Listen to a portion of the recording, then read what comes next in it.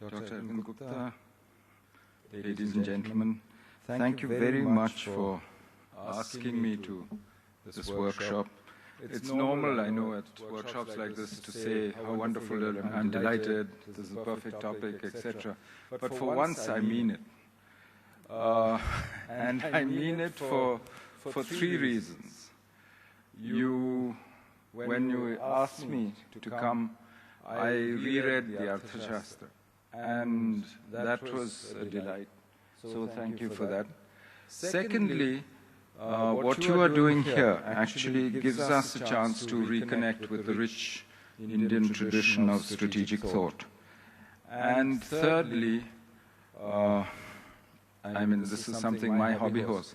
It could contribute to our evolution of our own strategic vocabulary, doctrines, and thought. But let me try and explain all three and explain what I mean by this. The Arthashastra meets the essential criterion for a great book. It bears reading again and again. Each time you read it, you see something else in the book, you learn something from it. But it's a very different kind of book, say, from the Bhagavad Gita, which you keep on your bedside table, you get inspiration every day. No, not at all. This is a practical manual of statecraft, of how a state should be run. It's clear, it's precise, it also has prescriptions on the higher purposes of the state, I mean the dharma of those who run the state. And in that sense, it's a very realist text. But reading it again just now, I was struck by how much Kautilya himself, well, if Kautilya is an individual and not a historical composite, is clearly the product of centuries of evolved strategic thinking.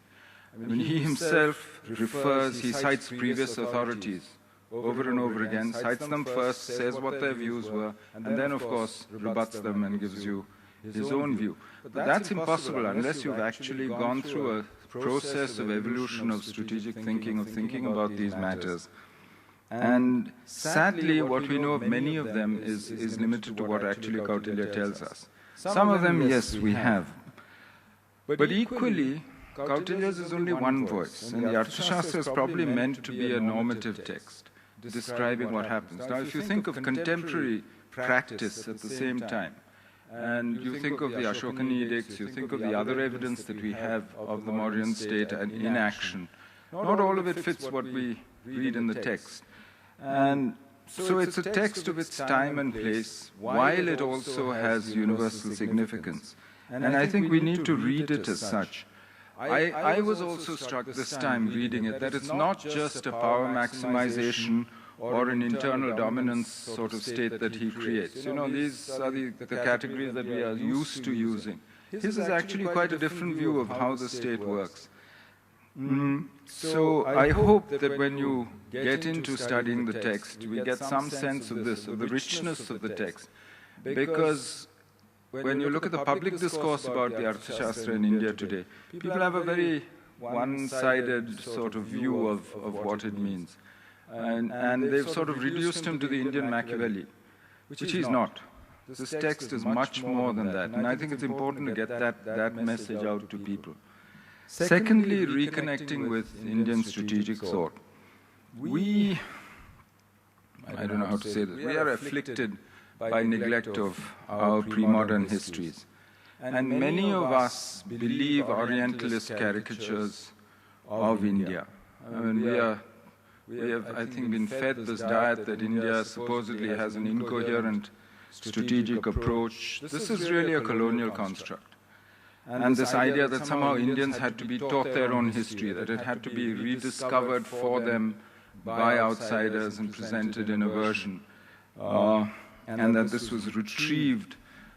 This is basically a construct which was useful for our colonial masters to run an empire, and after independence to induce self-doubt and to also a willingness to follow other people's ideas and prescriptions. And the easiest way to give the lie to this construct, to this, is really by reading Kautilya and the other ancient Indian texts, by looking back at Indian strategic thought which is broad, as I said, and at our own practice, our strategic practice. If you look over time, you only have to think of the Mahabharata, of all of the histories of the Deccan, of Kerala, of Bundelkhand, and you see traditions of statecraft which are strong and which have been thought through by Indians themselves.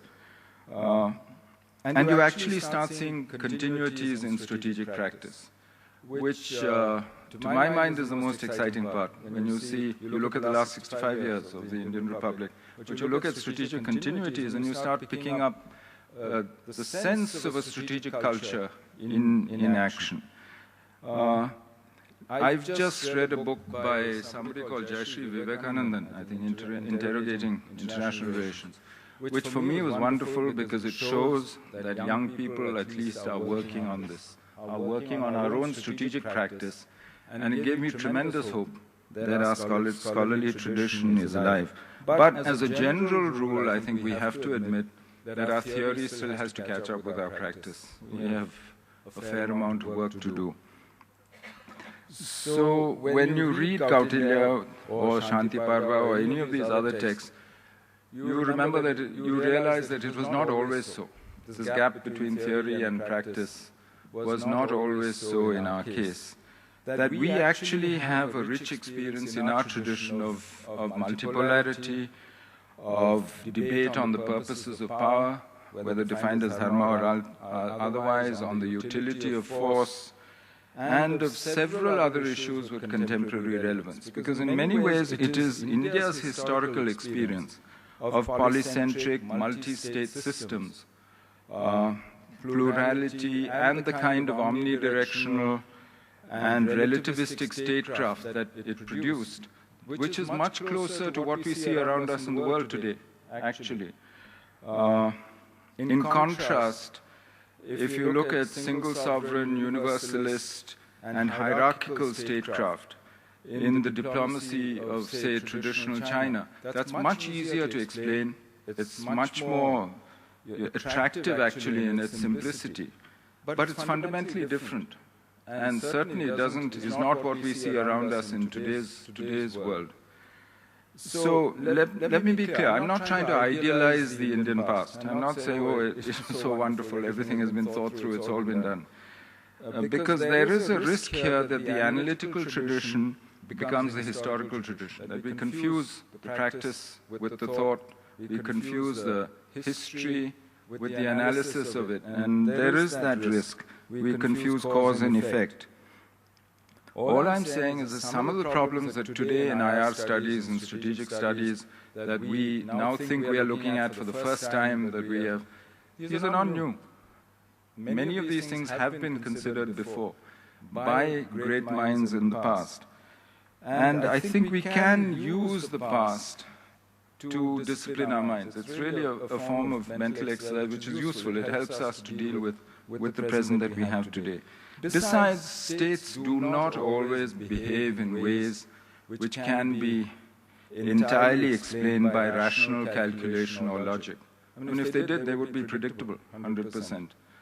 So studying strategic traditions, studying strategic cultures, and that's essentially what we're doing, would give us a much better understanding of why this is so. Why are states not always rational in their responses? Why are they not 100% predictable? And why are these things not replicable in a scientific sense? So a little self-awareness can't hurt, is really my approach. Let me give you an example of what I mean. When we, as India, we go out and we say that the Asian region or Indo-Pacific should have an open, inclusive security architecture. It's logical. It flows from our own tradition of thinking and from the world that, say, Kautilya and the others inhabited.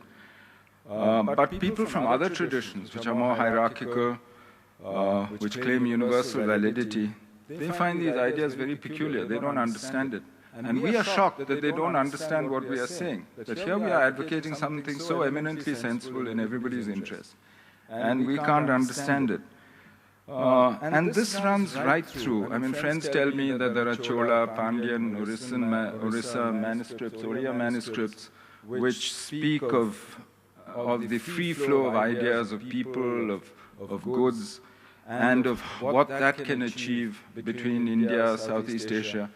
So what I'm trying to say is that there is a strategic tradition which is broad, which is open, plural, inclusive, and it's worth studying because it's still relevant to us today. And thirdly, as I said, my hobby horse, creating our own strategic vocabulary.